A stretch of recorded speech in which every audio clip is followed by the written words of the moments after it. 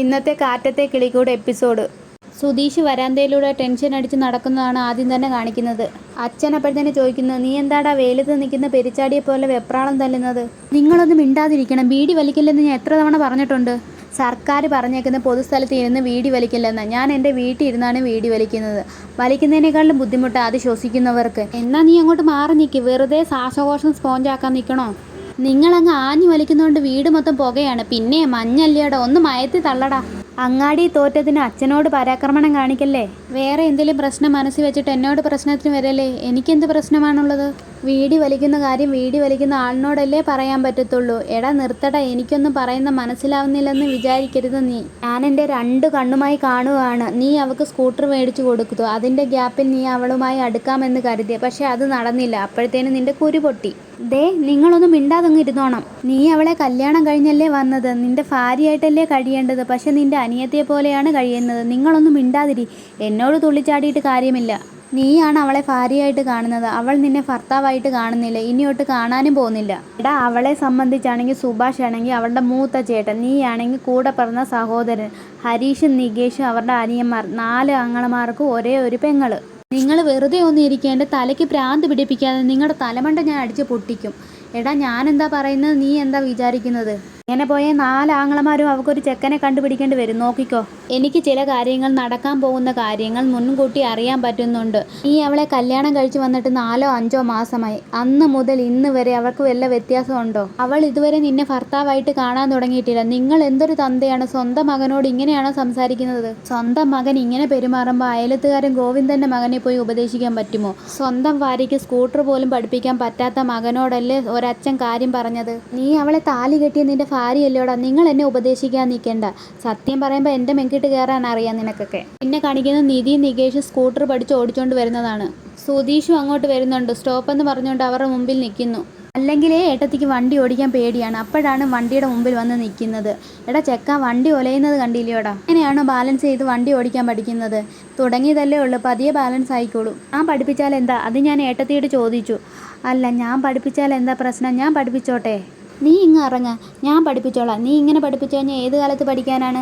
സുധീഷ് നിധിയുടെ മുകളിൽ കൈവച്ചിട്ട് പറയുന്നു, ഇതാണ് ബ്രേക്കും ആക്സിലറേറ്ററും. ഇതെന്നെ നികേഷ് പഠിപ്പിച്ചു. താൻ ഇറങ്ങ, ഞാൻ ഇനി ഒന്ന് ഓടിച്ച് കാണിച്ചു തരാം. താൻ എൻ്റെ വണ്ടിയുടെ പുറകെ കയറിക്കോ. തോളി കൈവച്ചോ വീഴാതിരിക്കാൻ. ഒരു റൗണ്ട് ഓടിച്ച് കാണിക്കുന്നു. താൻ ഇനി ഇറങ്ങും. താൻ ഇനി ഒറ്റയ്ക്ക് പോയിട്ട് വരാം. ഞാൻ ഒറ്റയ്ക്ക് പോവാനോ? പോയിട്ട് വേടോ, തൻ്റെ കൂടെ ഞാനുണ്ടോ. ഇയാൾ കയറ്. നിധി, ഇതാണ് ആക്സിലറേറ്റർ, ഇതാണ് ബ്രേക്ക്. ഇതെന്താ ഏട്ടത്തി LKG കുട്ടി? ഏട്ടത്തിക്ക് അതൊക്കെ അറിയാം. ഏട്ടത്തിക്ക് പേടിയാണ് കാര്യം. അതാണ് നമ്മൾ ആദ്യം മാറ്റിയെടുക്കേണ്ടത് കേട്ടോ. നീ ഈ വലിയ കാര്യങ്ങളൊന്നും ചെയ്യേണ്ട കേട്ടോ. ഞാൻ പറഞ്ഞ് പഠിപ്പിച്ചു കൊടുത്തോളാം. എന്നാൽ ഓക്കെ. നിധിയാണെങ്കിൽ പെയ്യെ വണ്ടി ഓടിച്ച് പോകുന്നു. കുറച്ച് ദൂരം കഴിയുമ്പോഴത്തേന് നിധി കല്ലിൽ തട്ടി മറിഞ്ഞടിച്ച് വീഴുന്നു. അയ്യോ ഈശ്വര എന്ന് പറഞ്ഞിട്ട് സുധീഷും നികേഷും കൂടെ അടുത്തൊക്കെ ഓടിച്ചെല്ലുന്നു. ഏട്ടത്തി, എന്തെങ്കിലും പറ്റുമോ? ബ്രേക്ക് പിടിച്ചുകൂടായിരുന്നോ നിധി? അതുകൊണ്ടാണ് ഞാൻ പറഞ്ഞത് നികേഷ് വണ്ടി ഓടിച്ച് പഠിപ്പിച്ചേനേന്ന്. ഒരു തവണ പഠിപ്പിച്ചിട്ട് ഇങ്ങനെ തള്ളി വിടുകയാണോ ചെയ്യുന്നത്? സോറി നിധി, ഇങ്ങനെ സംഭവിക്കുമെന്ന് ഞാൻ വിചാരിച്ചില്ല. വണ്ടി കൺട്രോൾ ചെയ്യുമെന്ന് ഞാൻ വിചാരിച്ചു. മതി, നിങ്ങൾ പഠിപ്പിക്കേണ്ട, നികേഷ് പഠിപ്പിച്ചോളും. ശരിയാ, ഞാൻ പഠിപ്പിച്ചോളാം ഏട്ടത്തിയെ. ഞാൻ അറിഞ്ഞുകൊണ്ട് ചെയ്തതല്ല, പേടി കാരണം നിധി വീണതാണ്. നികേഷെ, അപ്പോഴും പറയുന്ന കേട്ടില്ലേ, വണ്ടി ഓടിക്കാൻ എനിക്ക് ശീലമില്ല, പതിയെ ഓടിക്കാനേ പറ്റത്തുള്ളൂ. ബാക്കി ഞങ്ങൾ നോക്കിക്കോളാം, താൻ പൊക്കോ. നിധി, ഞാൻ മനഃപൂർവ്വമല്ല, താനൊന്നും പറയണ്ട. നികേഷെ, നമുക്ക് വീട്ടിൽ പോവാം. ഞാനും വരുന്നുണ്ട്. എന്നാൽ കയറ്. ഞാൻ കയറുന്നില്ല, നടന്നു പൊക്കോളാം. ഏട്ടത്തി, വേറെന്തെങ്കിലും പറ്റിയിട്ടുണ്ടോ? ആശുപത്രിയിലെങ്ങാണോ പോകണോ? അല്ലെങ്കിൽ മെഡിക്കൽ ഷോപ്പിൽ പോയി മരുന്ന് മേടിച്ചിട്ടുണ്ടോ? അതൊന്നും വേണ്ട. ഈ മുടന്തി വരുന്ന കണ്ട് അച്ഛൻ ചോദിക്കുന്നത്, എന്ത് പറ്റിയതാ മോളെ കാലിൽ? അത് വീണതാ. താഴോ? ഓ, എനിക്ക് മനസ്സിലായില്ല. സ്കൂട്ടറിൽ നിന്ന് വീണയാ അല്ലേ? ഓടിക്കാൻ പഠിക്കുവാണെങ്കിൽ അത് വീണാണ് പഠിക്കുന്നത്. അപ്പം പെട്ടെന്ന് പഠിക്കും. ചെല്ല്, മോള് പോയി മരുന്ന് വെക്ക്. സുധീഷും വരുന്നു. സുധീഷ് അച്ഛനെ നോക്കുന്നു. നിന്റെ നോട്ടം കണ്ടു കഴിഞ്ഞാൽ ഞാനാണല്ലോ അവളെ തള്ളിയിട്ടെന്ന് പറയുമല്ലോ. നീ എന്താടാ ആക്രാന്തം പിടിച്ച് അവളെ പോയി തള്ളിയിട്ടോ? തള്ളിയിട്ട് കാണും. സുധീഷ് അകത്തോട്ട് പോകുന്നു. മോളെ കൈയും കാലും ഒക്കെ മുറിഞ്ഞിരിക്കുന്നത് ഈ സുഭാഷ് ചേട്ടൻ പോയി തള്ളിയിട്ടതാണ്. ഞാനൊന്നും അല്ല തള്ളിയിട്ടത്. സുധീഷ് ചേട്ടനല്ലേ ബാക്കിൽ നിന്ന് ഉന്തിയത്. ഞാൻ തന്നെ വീണതാണ് സുഭാഷ് ചേട്ടാ. ഞാൻ അവിടെ മര്യാദയ്ക്ക് പഠിപ്പിച്ചുകൊണ്ടിരിക്കുവന്നെ. അപ്പം ഞാൻ പഠിപ്പിച്ചോളാം എന്ന് പറഞ്ഞ് സുധീഷ് ചേട്ടൻ വന്ന് ഏട്ടത്തിയെ തള്ളിയിട്ട്.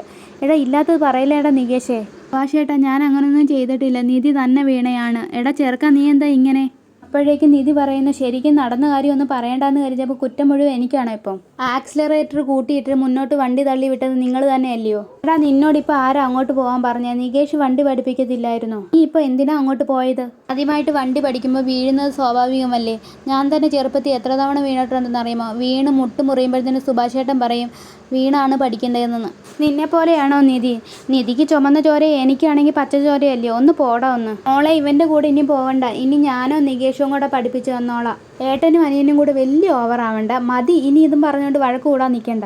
മോളെ, നീ ഈ കൈ കഴിവ്, ഞാൻ ഓയിൽമെൻ്റ് എടുത്തിട്ട് വരാം. ഞാൻ പരട്ടി തരണോ? വേണ്ട സുഭാഷ് ഏട്ടാ. ഏട്ടത്തി, ഞാൻ പരട്ടിത്തരാം. അപ്പോഴത്തേനും സുധീഷ് വന്ന് ദേഷ്യപ്പെട്ട് കസേരയിലിരിക്കുന്നു. അച്ഛൻ ഭയങ്കര ചിരിയും. കരത്തലയാ, എന്നെ നോക്കി എന്തിനാ നിങ്ങൾ ചുമ്മാതെ ചിരിക്കുന്നത്? ഞാൻ എൻ്റെ പാട്ടിന് പോയ എന്നെ നോക്കി ചിരിക്കുന്നോ? ഞാൻ ഗ്രൗണ്ടിൽ പോയതുകൊണ്ട് അവിടെ കൈയും കാലും മുറിഞ്ഞത് മാത്രമാണ് ആകെ ഉണ്ടായ പ്രശ്നം. നീ പറയുന്നത് കേട്ടാൽ ഞാൻ പറഞ്ഞിട്ടാണല്ലോ നീ അവളെ പോയി തള്ളിയിട്ടെന്ന് തോന്നുമല്ലോ.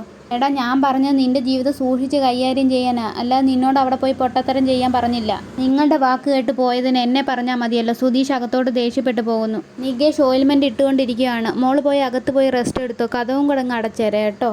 സുഭാഷ് ഏട്ടൻ ഒന്ന് ഇങ്ങോട്ട് വന്നേ. എന്തുവാടോ? കാര്യം പറ. ഇങ്ങോട്ട് വന്നേ, ഒരു കാര്യം പറയാനാ. സുഭാഷ് ഏട്ടൻ വിചാരിക്കുന്നുണ്ട് സുഭാഷ് ഏട്ടാ ഞാൻ അവളെ തള്ളിയിടുമെന്ന്? നീ അങ്ങോട്ട് പോകേണ്ട കാര്യമില്ലായിരുന്നുവല്ലോ. ഞാൻ അവളുടെ ഭർത്താവല്ലേ. അതുകൊണ്ട് നിങ്ങളെല്ലാം കാരണമാണ് ഞങ്ങൾ തമ്മിൽ ഒരു ബോണ്ടിങ് ഉണ്ടാവാത്തത്. ഞങ്ങൾ കാരണോ? അതെ, നിങ്ങൾ കാരണം തന്നെയാണ്. എൻ്റെ ആവശ്യമില്ല. ഹരീഷും നികേഷും എപ്പോഴും കാണുമെന്ന വിചാരമാണ്. ഞാൻ അവളുടെ പുറകെ പട്ടിയെപ്പോലെ മണത്ത് നടക്കുവാണ്. അതിൻ്റെ കാരണം ഇതുവരെ എനിക്ക് മനസ്സിലായില്ലായിരുന്നു. ഇന്നാണ് ആ കാരണം എനിക്ക് മനസ്സിലായത്. എന്താ കാര്യം? നിങ്ങളെപ്പോലെ ബ്രദറായിട്ടാണ് എന്നെ അവൾ കാണുന്നതെന്ന് തോന്നുന്നു. അത് കേട്ട് സുഭാഷ് ഏട്ടനും ഭയങ്കര ചിരി. ഇതിനെന്താ സുഭാഷ് ഏട്ടനും ചിരിക്കുന്ന എന്നെ കളിയാക്കി? എടാ, അവളുടെ കഴുത്തിൽ താലി കെട്ടിയത് നീയല്ലയോ? ആ വിവാഹം രജിസ്റ്റർ ചെയ്തുപോലും അവൾ ഇതുവരെ അറിഞ്ഞിട്ടില്ല. നീ പറഞ്ഞത് ശരിയാണ്. എന്നെ കാണുന്ന മൂത്ത ചേട്ടനെ, ഹരീഷിനെ നികേഷിനെ ഇളയ അനിയന്മാരെ പോലെ. പക്ഷെ നിന്നെ കാണുന്നത് അങ്ങനെയല്ല. ഏട്ടാ, എന്നെ അങ്ങനെ പോലും കാണുന്നില്ല. അത് നല്ലതല്ലയോടാ.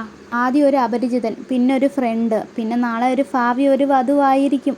ഏട്ടാ, ഒരു ഫ്രണ്ടിൻ്റെ സ്വാതന്ത്ര്യം പോലും എനിക്ക് അവൾ തരുന്നില്ല. എടാ, അവൾക്ക് ഇത്തിരി സമയം കൊടുക്കും. നീ വിവാഹം ചെയ്ത് പറ്റിച്ചതാണെന്ന് അവൾക്ക് ഇതുവരെ അറിയത്തില്ല. അത് ദൈവത്തിനോട് നന്ദി പറ. എടാ, അവളുടെ കാര്യത്തിൽ മറ്റാരേക്കാട്ടിലും ചിന്തയുണ്ടെന്ന് തോന്നുമ്പോൾ നിന്നോടുള്ള പെരുമാറ്റത്തിൽ മാറ്റം വരും. എനിക്കങ്ങനെയൊന്നും തോന്നുന്നില്ല. എടാ, നിന്നോടുള്ള സ്നേഹത്തിന് പിശുക്ക് കാണിക്കുന്നുണ്ടെങ്കിൽ ഒരു കാലത്ത് നിന്നോടുള്ള സ്നേഹം വാരിക്കോരി തരാനായിരിക്കും. ഇത്രയും കാണിച്ചുകൊണ്ടാണ് എപ്പിസോഡ് അവസാനിക്കുന്നത്. ഈ വീഡിയോ കാണുന്നത് സബ്സ്ക്രൈബ് ചെയ്യണേ.